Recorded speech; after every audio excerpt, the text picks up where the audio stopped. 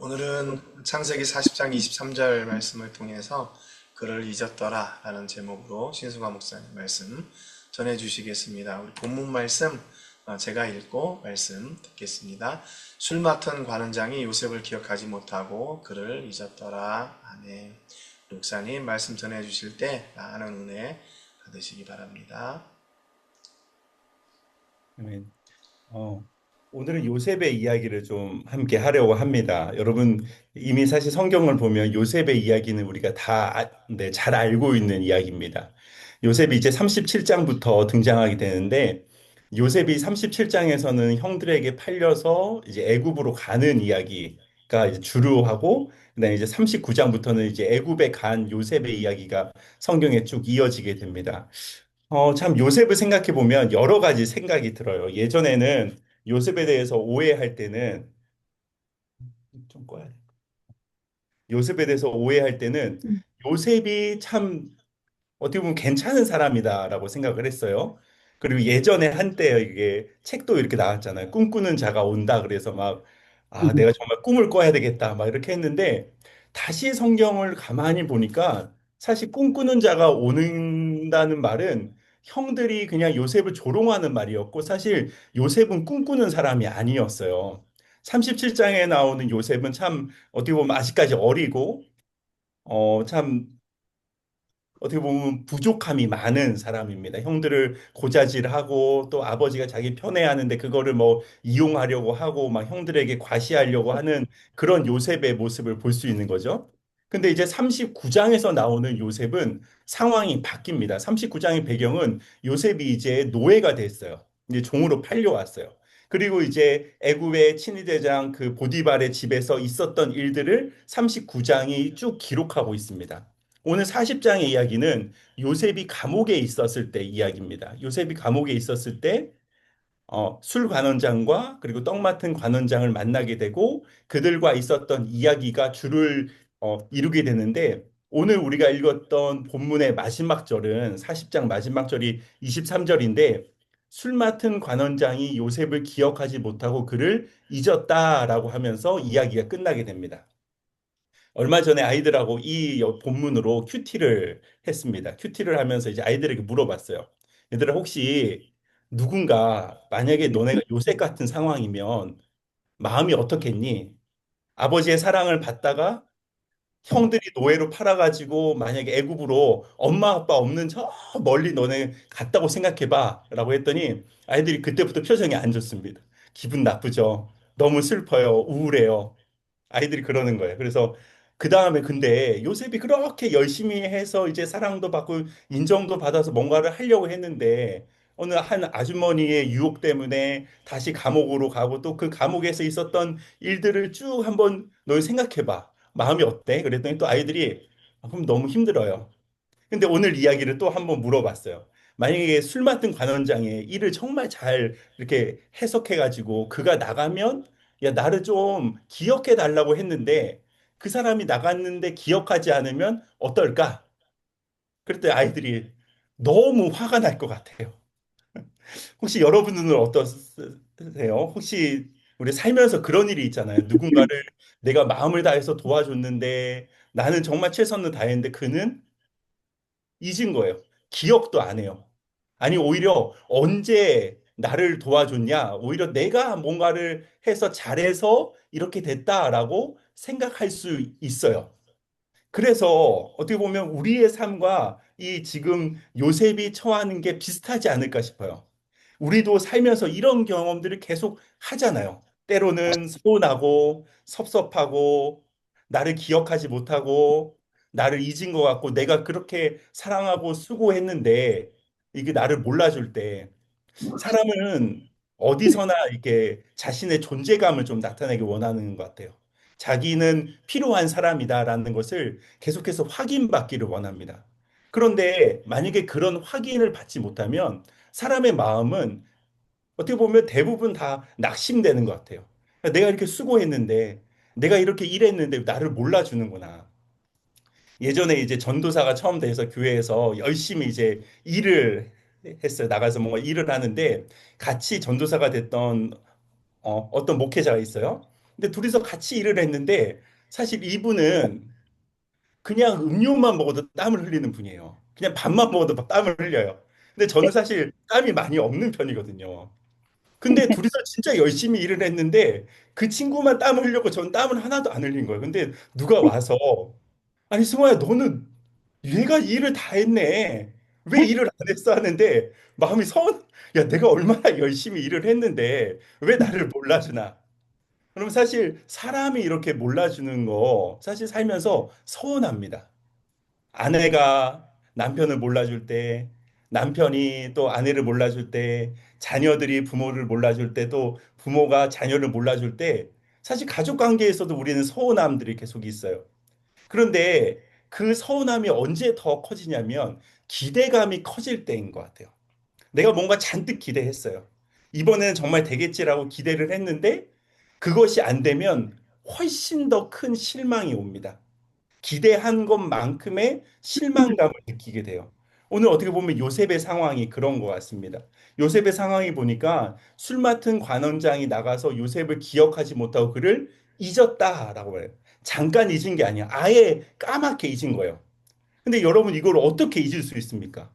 자기가 죽을 뻔했는데 자기와 함께 있었던 동료는 3일 후에 죽었고 자기는 다시 복직이 돼서 갔는데 이 사건이 사실 이 사람의 마음에 정말 큰 사건으로 어떻게 보면 기억으로 와닿을 텐데 성경은 그가 요셉을 잊었다라고 말합니다. 근데 오늘 우리가 이 요셉의 이야기를 잘 아는 것처럼 요셉이 이 순간에 사실 그 사람이 술 맡은 관원장이 요셉을 잊어버린 게 얼마나 큰 은혜였는지를 우리는 성경을 통해서 깨닫게 된다는 거죠. 왜냐하면 한 장이 뒤로 넘어가면 이제 바로가 꿈을 꾸고 그 바로가 꿈을 해석하려고 이리저리 찾을 때 마침 술 맡은 관원장이 그를 기억하면서 그때 일, 사실 제가 2년 전에 그런 일이 있었습니다라고 요셉을 말아대고 그리고 요셉이 나와서 그 바로의 꿈을 풀어주게 됩니다. 오늘 요셉의 상황을 쭉 보면 사실 우리가 살아가는 삶에도 적용할 수 있을 것 같아요. 어떻게 먼저 적용하냐면 누군가 나를 잊을 때 내가 잊혀진 존재가 된 것 같을 때 내가 이만큼 기대했는데 내 생각대로 뭔가 되지 않을 때 사실 우리는 실망하기 쉽습니다. 그런데 오늘 성경을 통해서 요셉도 그런 시간을 보냈다는 걸 우리가 알 수 있습니다. 요셉도 그런 시간을 통해서 하나님을 계속해서 더 기대하는 사람이 되었다는 것을 성경을 통해 볼 수 있어요. 사실 요셉은 아까도 말씀드렸듯이 창세기 37장에서 믿음이 있었던 사람은 아니었던 것 같아요. 뭐 하나님을 신실하게 믿고 내가 믿음으로 충만해서 막 믿음으로 얘기하는 사람이 아니었는데 어떻게 보면 요셉의 삶에 있었던 고난의 시간이 하나님을 신뢰하게 만들었던 것 같아요. 근데 그 하나님을 신뢰하게 된 과정들을 보니까 39장에 이것이 몇 번 반복되고 있더라고. 39장에 2절에 보면 이렇게 말하고 있습니다. 여호와께서 요셉과 함께 하심으로 그가 형통한 자가 되어 그의 주인 애굽 사람의 집에 있으니라고 합니다. 오늘 지금 39장에서 계속해서 반복되는 말이 뭐냐면 여호와께서 요셉과 함께 하심으로 그가 형통한 자가 되었다. 그리고 3절 바로 이어서 그의 주인이 여호와께서 그와 함께 하심을 보게 됩니다. 그리고 이후에도 감옥에 간 그 요셉에게도 39장 21절에 보니까 여호와께서 요셉과 함께 하시고 그래서 그 안에 있었던 간수장도 요셉에게 모든 걸 맡기게 됩니다. 그리고 요셉과 함께 하신 하나님 때문에 그가 형통하게 되는 것을 계속 경험하고 반복하게 된다는 거죠. 오늘 요셉의 삶에서 어떻게 믿음이 생겼을까? 다 알 수는 없지만 요셉이 야, 내가 여기까지 왔는데 내가 이런 일을 했는데 이런 일이 계속 잘 돼. 이런 일이 계속 반복되면서 요셉은 하나님을 점점 신뢰하게 된 것 같아요. 그래서 그 보디발의 아내가 자기를 유혹할 때 이제는 자기가 하나님 앞에 서 있다고 생각하고 하나님이 계신데 내가 어떻게 죄를 범할 수 있습니까? 라고 하면서 그것을 뿌리친 것을 보게 됩니다. 오늘 요셉의 삶에 하나님이 함께 하셨습니다. 41장의 마지막에 술 맡은 관원장이 요셉을 기억하지 못하고 그를 잊었을 때도 하나님은 요셉과 함께 하고 계셨습니다. 요셉은 그 사실을 알고 있었습니다. 견디기 힘듭니다. 여러 가지 상황들이 자신의 마음을 낙심하게 하기도 합니다. 감옥에서 삶이 얼마나 행복하겠어요. 그것도 시간이 만 2년이 흐르는 동안 사실 마음에 미움도 있었을 거예요. 아니, 왜 나를 안 부르지? 나간 지 일주일이 넘었는데, 아니, 한 달이 됐는데, 아니, 벌써 6달이 넘었는데 왜 나를 안 기억하고 나를 안 부르지? 야, 괘씸한 사람이다. 라고 생각할 수 있지만, 이 만 2년 동안 요셉은 이런 낙심된 순간에도 오히려 하나님의 은혜로 다시 나아가고 있음을 보게 됩니다. 그리고 바로 앞에 섰을 때 바로의 꿈을 해석하는 요셉이 이렇게 말합니다. 그 꿈의 해석은 하나님께 있습니다.